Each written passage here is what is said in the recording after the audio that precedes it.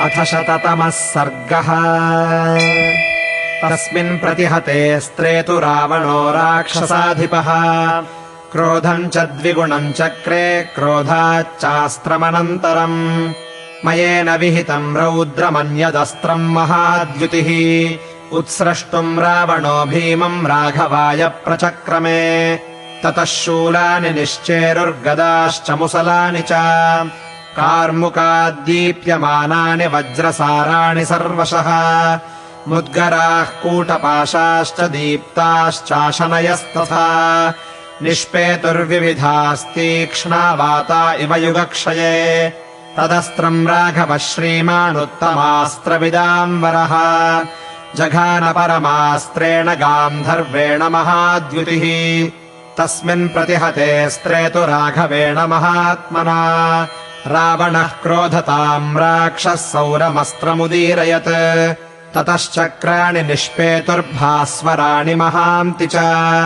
कार्मुकाद्भीमवेगस्य दशग्रीवस्य धीमतः। तैरासीद्गगनम् दीप्तम् सम्पतद्भिः समन्ततः। पतद्भिश्च दिशो दीप्ताश्चन्द्रसूर्यग्रहैरिव। तानि चिच्छेदबाणौघैश्चक्राणि तु स राघवः। आयुधानि च चित्राणि रावणस्य च मुमुखे। तदस्त्रम् तु हतम् दृष्ट्वा रावणो राक्षसाधिपः।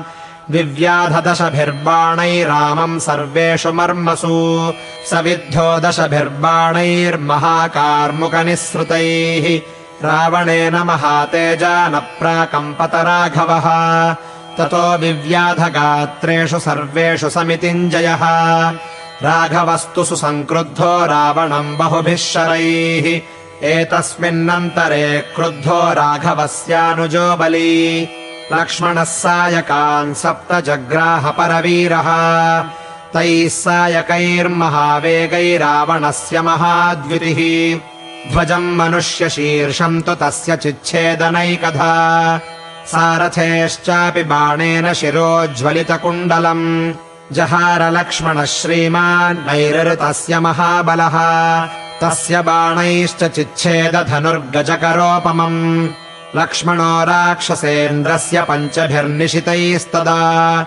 नीलमेघनिभांश्चास्य सदश्वान् पर्वतोपमान्। जघानाप्लुत्य गदया रावणस्य विभीषणः। हताश्वात्तु तदा वेगादवप्लुत्य महारथात्। कोपमाहारयत्तीव्रम् भ्रातरम् प्रति रावणः। ततः शक्तिम् महाशक्तिः प्रदीप्तामशनीमिव। विभीषणाय चिक्षेप राक्षसेन्द्रः प्रतापवान्। अप्राप्तामेव ताम् बाणैस्त्रिभिश्चिच्छेद लक्ष्मणः। अथोदतिष्ठत्सन्नादो वानराणाम् महारणे। सम्पपातत्रिधा छिन्ना शक्तिः काञ्चनमालिनी। सविस्फुलिङ्गा ज्वलिता महोल्केव दिवश्च्युता। ततः सम्भाविततराम् कालेनापि दुरासदाम्। जग्राह विपुलाम् शक्तिम् दीप्यमानाम् स्वतेजसा। सा वेगिता बलवता रावणेन दुरात्मना। जज्वालसु महातेजा दीप्ता शनिसमप्रभा। एतस्मिन्नन्तरे वीरो लक्ष्मणस्तम् विभीषणम् प्राणसंशयमापन्नम् तूर्णमभ्यवपद्यत। तम् विमोक्षयितुम् वीरश्चापमायम्य लक्ष्मणः। रावणम् शक्तिहस्तम् वै शरवर्षैरवाकिरत्। कीर्यमाणः शरौघेण विसृष्टेन महात्मना। न प्रहर्तुम् मनश्चक्रे विमुखीकृतविक्रमः। मोक्षितम् भ्रातरम् दृष्ट्वा लक्ष्मणेन स रावणः। लक्ष्मणाभिमुखस्तिष्ठन्निदम् वचनमब्रवीत्। मोक्षितस्ते बलश्लाघिन् यस्मादेवम् विभीषणः। विमुच्य राक्षसम् शक्तिस्त्वयीयम् विनिपात्यते। एषा ते हृदयम् भित्त्वा शक्तिर्लोहितलक्षणा। मद्बाहुपरिघोत्सृष्टा प्राणानादाय यास्यति। इत्येवमुक्त्वा ताम् शक्तिमष्टघण्टाम् महास्वनाम्। मयेन माया विहिताममोघाम् शत्रुघातिनीम्। लक्ष्मणाय समुद्दिश्य ज्वलन्तीमिव तेजसा। रावणः परमक्रुद्धश्चिक्षेप च ननाद च। सा क्षिप्ता भीमवेगेन वज्राशनिसमस्वना शक्तिरभ्यपतद्वेगा लक्ष्मणम् रणमूर्धनि तामनुव्याहरच्छक्तिमापतन्तीम् स राघवः स्वस्त्यस्तु लक्ष्मणायेति मोघा भवहतोद्यमा रावणेन रणे शक्तिः क्रुद्धेनाशीविषोपमा मुक्ताशूरस्य भीतस्य लक्ष्मणस्य ममज्जसा न्यपतत्सा महावेगा लक्ष्मणस्य महोरसी जिह्वे वोरगराजस्य दीप्यमाना महाद्युतिः ततो रावणवेगेन सुदूरमवगाढया शक्त्या विभिन्नहृदयः पपात भुवि लक्ष्मणः तदवस्थम् समीपस्थो लक्ष्मणम् प्रेक्ष्य राघवः भ्रातृस्नेहान्महातेजा विषण्णहृदयोऽभवत् समुहूर्तमिव ध्यात्वा बाष्पपर्याकुले क्षणः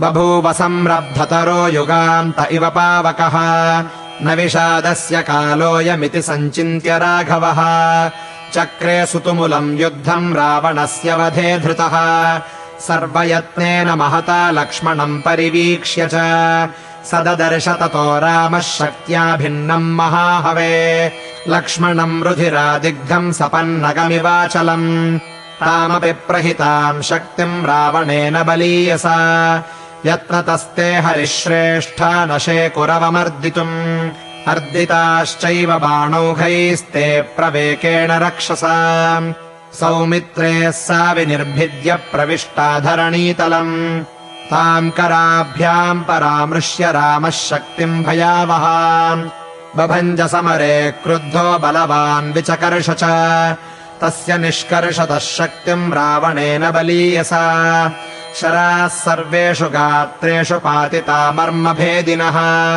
अचिन्तयित्वा तान् बाणान् समाश्लिष्य च लक्ष्मणम् अब्रवीच्च हनूमन्तम् सुग्रीवम् च महाकपिम् लक्ष्मणम् परिवार्यैवम् तिष्ठध्वम् वानरोत्तमाः पराक्रमस्य कालोऽयम् सम्प्राप्तो मे चिरेप्सितः पापात्मायम् दशग्रीवो वध्यताम् पापनिश्चयः काङ्क्षितम् चातकस्येव घर्मान्ते मेघदर्शनम् अस्मिन्मुहूर्ते न चिरात् सत्यम् प्रतिशृणोमि वः अरावणमरामम् वा जगद्रक्ष्यथ वानराः राज्यनाशम् वनेवासम् दण्डके परिधावनम् वैदेह्याश्च परामर्शो रक्षोभिश्च समागमम् प्राप्तम् दुःखम् महाघोरम् क्लेशश्च निरयोपमः अद्य सर्वमहम् त्यक्ष्ये निहत्वा रावणम् रणे यदर्थम् वानरम् सैन्यम् समानीतमिदम् मया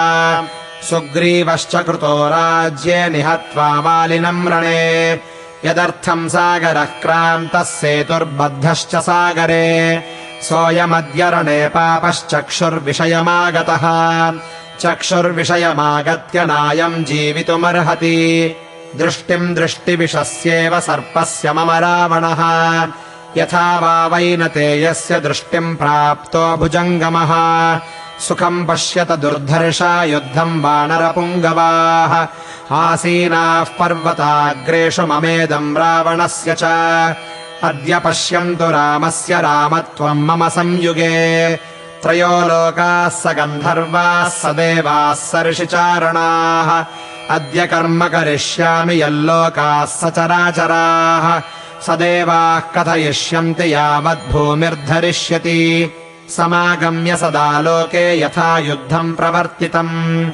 एवमुक्त्वा शितैर्बाणैस्तप्तकाञ्चनभूषणैः आजघानरणे रामो दशग्रीवम् समाहितः तथा प्रदीप्तैर्नाराचैर्मुसलैश्चापि रावणः अभ्यवर्षत्तदा रामम् धाराभिरिवतो यदः राम रावणमुक्तानामन्योन्यमभिनिघ्नता वराणाम् च शराणाम् च बभूव तुमुलस्वनः विच्छिन्नाश्च विकीर्णाश्च राम रावणयोः शराः अन्तरिक्षात् प्रदीप्ताग्राणि पेतुर्धरणीतले तयोर्ज्यातलनिर्घोषो राम रावणयोर्महान् त्रासनः सर्वभूतानाम् सम्बभूवाद्भुतोपमः सकीर्यमाणः शरजालवृष्टिभिर्महात्मना दीप्तधनुष्मतार्दितः भयात् प्रदुद्राव समेत्य रावणो यथानिलेनाभिहतो बलाहकः। इत्यार्षे श्रीमद् रामायणे वाल्मीकीये आदिकाव्ये युद्धकाण्डे 100तमः सर्गः।